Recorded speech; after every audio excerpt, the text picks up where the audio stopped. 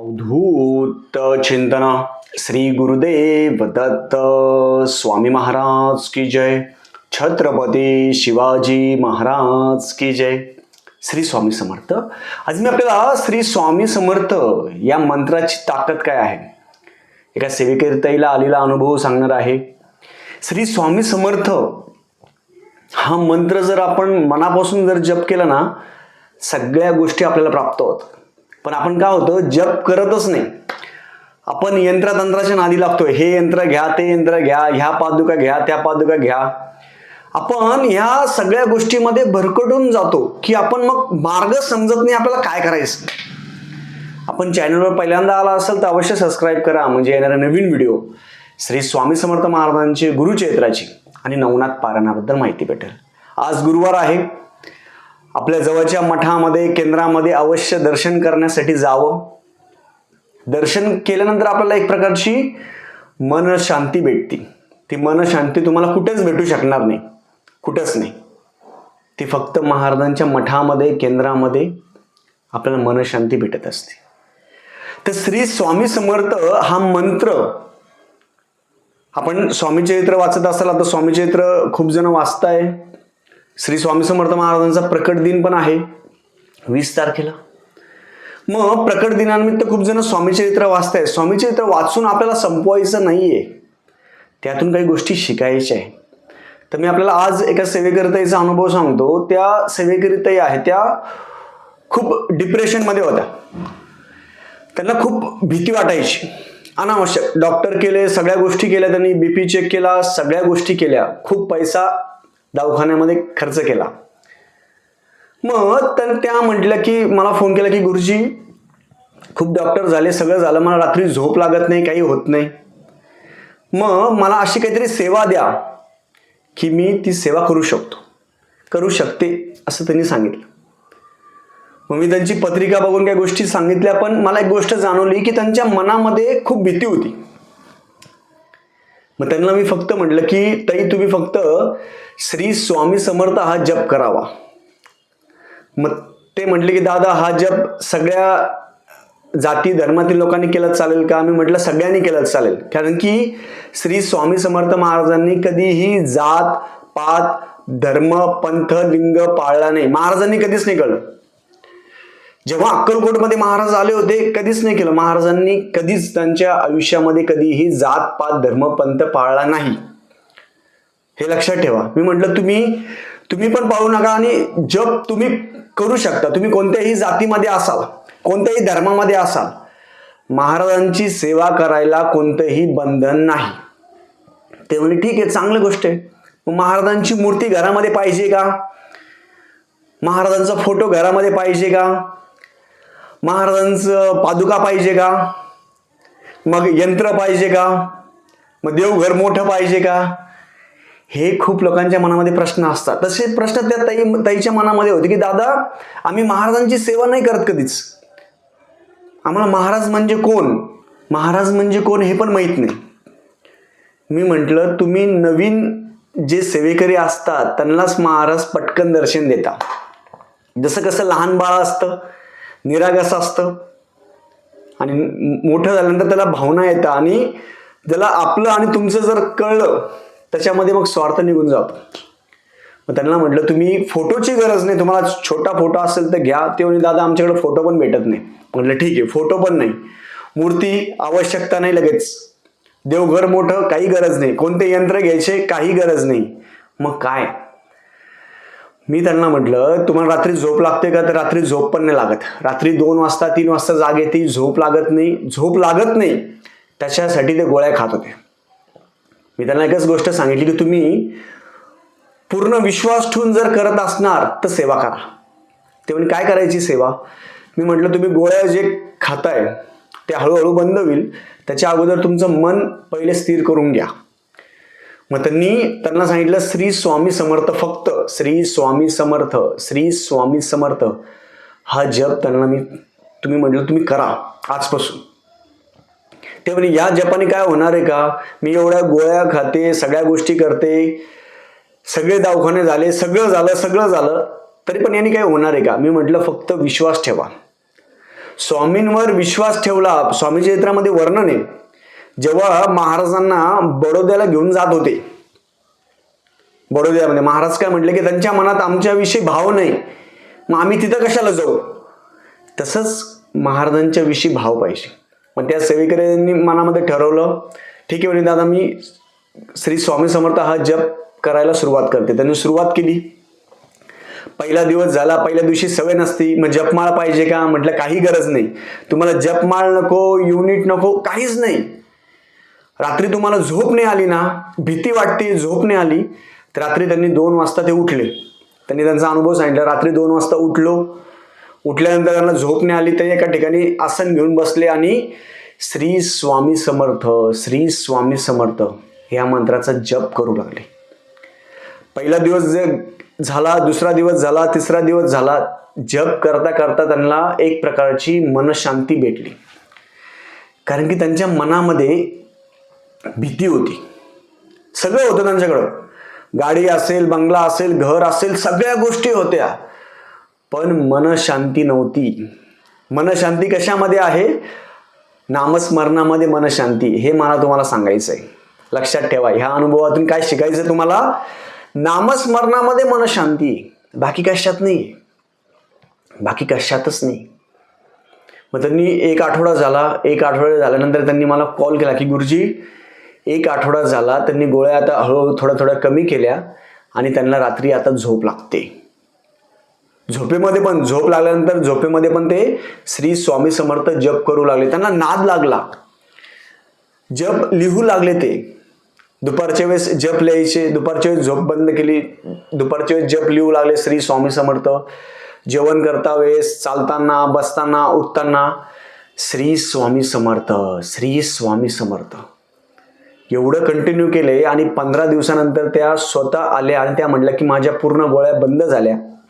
Depression होतं त्यांना रात्री झोपच लागत नव्हती, मनामध्ये भीती होती, अनावश्यक भीती. सगळ्या गोष्टी चांगल्या होत्या, पण मनामध्ये भीती असल्यामुळे काय होतं, त्यांना काय करावं हे समजत नव्हतं.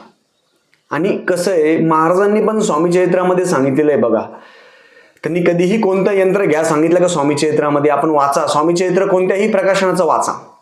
आपण आजचं जगायला पाहिजे स्वामी चरित्रामध्ये. स्वामी चरित्रामध्ये बाळप्पा महाराज आहे, चोळप्पा महाराज आहे, सुंदरबाई आहे, त्यांचे अनुभव आहे. स्वामी सूत आहे, स्वामी सुतांनी आपल्या घरावर तुळशीपत्र ठेवलं आणि महाराजांची सेवा करायला लागले.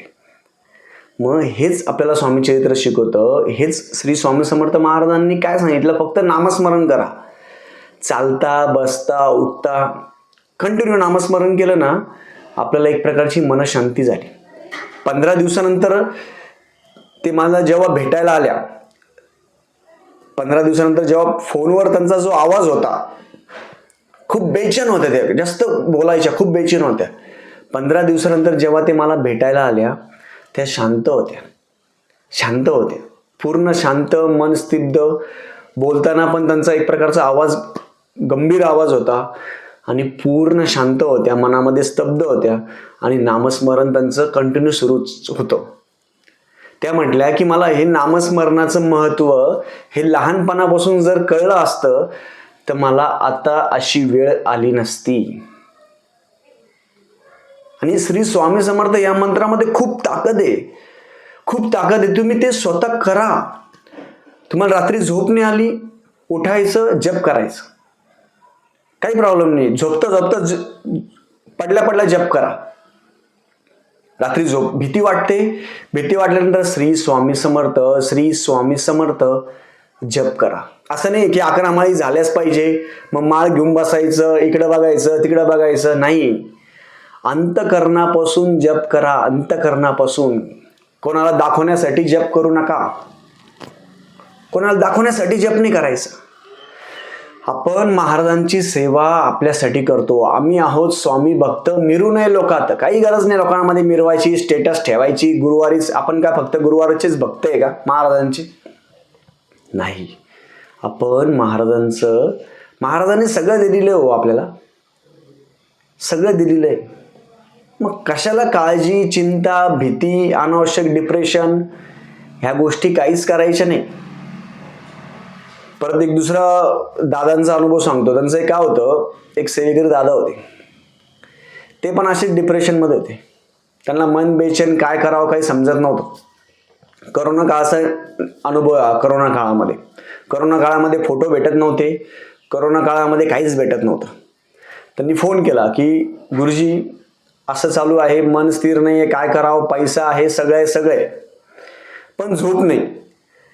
ज्यांच्याकडे अति पैसा असतो त्यांना झोप नसते, आणि ज्यांच्याकडे पैसा नसतो ते छानपैकी झोपता, मस्त आरामशीर गादी याच्यावर झोपले, फरशीवर पण झोपतात.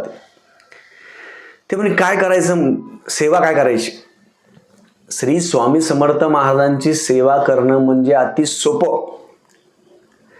तुम्हाला कोणत्याही यंत्राची गरज नाही. तुम्हाला धनलक्ष्मी यंत्र, धनलक्ष्मी कुंचन, महामृत्युंजय यंत्र काहीच नाही, यंत्र ना तंत्र. मग काय पाहिजे तुम्हाला, फक्त नामस्मरण पाहिजे. ते म्हणे दादा माझ्याकडे फोटो पण नाही महाराजांचा. मग त्यांची मुलगी होती छोटी लहान, ती म्हणे गुरुजी मी स्केच करू शकते, मी केलं तर चालेल का. म्हटलं हा करा. त्यांनी छानपैकी स्केच केलं महाराजांचं, आणि तो फोटो अजून पण त्यांच्या देवघरात आहे. म्हणजे करोना काळामध्ये फोटो भेटत नव्हते, काहीच सगळं बंद होतं. त्या लहान मुलींनी मला म्हणे दादा महाराजांचा काही फोटो असेल तर मला पाठवा. मी त्यांना पाठवला फोटो. त्यांनी लहान मुलींनी स्केच केलं, आणि स्केच करून तो फोटो अजून पण त्यांच्या देवघरामध्ये त्यांनी चांगलं फ्रेम करून ठेवलं. मी म्हटलं फोटो ठेवा महाराजांचा. मग ते केल्यानंतर काय करायचं पुढं, मग नामस्मरण करायचं. मग नामस्मरण केल्याने होईल का, होतं. आपण विश्वास ठेवला पाहिजे. मग त्यांनी रोज नामस्मरण आहे त्या करोना काळामध्ये, रोज नामस्मरण करू लागले, रोज लिहू लागले. त्या मुलीला छंद लागला लिहायचा. त्या सेवेकरी दादांनी पण रोज लिहू लागले, नामस्मरण करू लागले. श्री स्वामी समर्थ त्यांनी 1 घंटा, 2 घंटे, 3 घंटे, 4 घंटे, 5 घंटे, जसं जसं वेळ चालला तसं त्या नामस्मरणा वाचून त्यांना काहीच गोष्टी प्रिय लागत नव्हत्या. ते जेवण पण करत नव्हते, वेळ जायचा म्हणायचे जेवणामध्ये. पण मग त्यांनी अखंड नामस्मरण करू लागले. नामस्मरणामध्ये आपली बुद्धी ना ती स्थिर होती. नामस्मरण कशासाठी करायचं, हे श्री स्वामी समर्थ आपली बुद्धी स्थिर होण्यासाठी, आपण जर स्थिर झालो तर आपल्याला निर्णय घेता येतात. म्हणून तुम्ही पण अजून पण श्री स्वामी समर्थ फक्त 11 माळी दिखाव्यापुरती करत असणार, किंवा फक्त 11 माळी झाली आणि माळ टाकून दिली, तसं नका करू. तुम्ही दिवसभरामध्ये 24 तास भेटत असता आपल्याला, 24 तास. 8 तास झोपेमध्ये जाता, काही तास मोबाईल बघण्यामध्ये जातो. पण तुम्ही चालता, बसता, उठता, इतरांशी गप्पा मारण्यापेक्षा मनातल्या मनात तुम्ही श्री स्वामी समर्थ जप करावा. फक्त गादीवर बसून नका करू, बाकी सगळीकडे बसून तुम्ही जप करू शकता. स्वामी नामाचा जप करता 4 पुरुषार्थ येते हाता.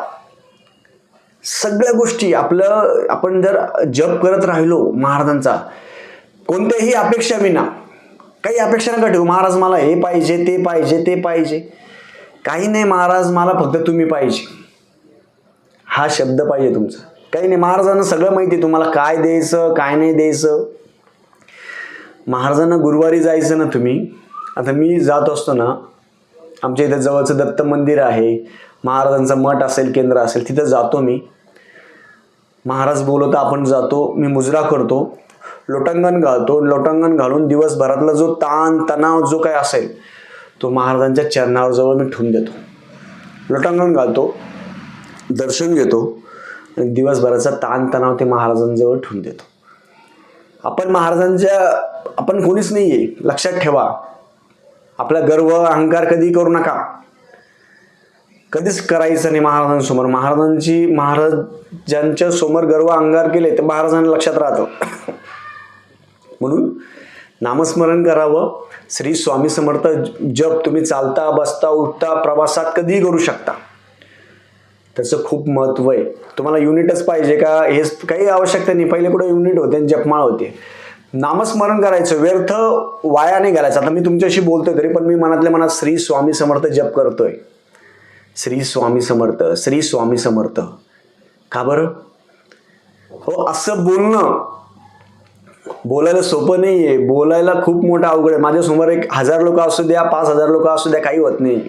एकदा महाराजांचं दर्शन घेतलं महाराजांची रक्षाला कपाळी लावली, श्री स्वामी समर्थ म्हटलो, समोर हजारो लोक असू द्या, महाराजांचं नामस्मरणाचं महत्त्व सांगायला घाबरत नाही, कधीच नाही. महाराजांची भीती दूर होती, म्हणून आपल्या मनातली भीती दूर व्हायला पाहिजे. म्हणून तुम्ही पण जप चालू करा. प्रकट दिनानिमित्त तुम्ही स्वामीचरित्र असेल, महाराजांचा जप असेल, ते तुम्ही सगळ्यांनी चालू करा. 8 दिवस प्रत्येकाने अनुभव घ्या. नामस्मरण, एके नामस्मरण करा, दुसरं काहीच नका करू, फक्त नामस्मरण. श्री स्वामी समर्थ, श्री स्वामी समर्थ, श्री स्वामी समर्थ.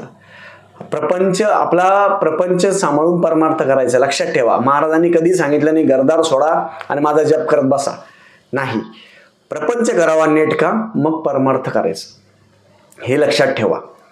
म्हणून तुम्ही स्वयंपाक करताना, हे करताना, सगळ्या गोष्टी करताना व्यर्थ बडबड करायची नाही. कोणाला निंदा नालास्ती हे करू नका. आपली केलेली सेवा कोणाला सांगू नका. परान्न कोणाच्या घरचं खायचं नाही. आणि नामस्मरण प्रत्येकाने 8 दिवस प्रकट दिनानिमित्त प्रत्येकाने नामस्मरण करावं. तुम्हाला आलेला अनुभव मला अवश्य सांगावा. झालेली सेवा मी महाराजांच्या रुजू करतो. श्री स्वामी समर्थ.